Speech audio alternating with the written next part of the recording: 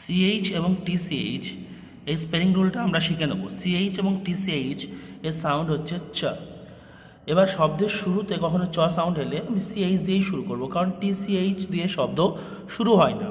ঠিক আছে, তাহলে এবার শব্দের শেষে যদি চ সাউন্ড আসে তাহলে টিসিএইচ হবে না সিএইচ হবে, দেখে নেব।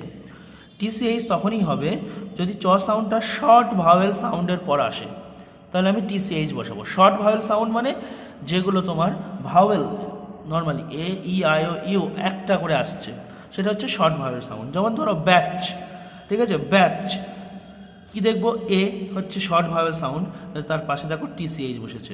ম্যাচ এম এ, তারপর শূন্যস্থান থাকবে, চ সাউন্ড আসছে, সিএইচ দেবো না টিসিএইচ দেবো, কি আছে এ আছে, এ একটাই ভাওয়েল আছে, এটা শর্ট ভাওয়েল সাউন্ড, তাহলে আমি টিসিএইচ বসিয়ে দেবো। ঠিক আছে, কিন্তু যদি লং ভাওয়েল সাউন্ড চলে আসে অথবা কোনো কনসোনেন্ট চলে আসে তখন আমি সিএইচ দেবো। যেমন লাঞ্চ, দেখো এন চলে এসছে, সিএইচ সাউন্ডে আগে এন চলে এসছে কনসোনেন্ট, তাহলে আমি সিএইচ চোখ বন্ধ করে বসে দেবো, টিসিএইচ আর দেবো না।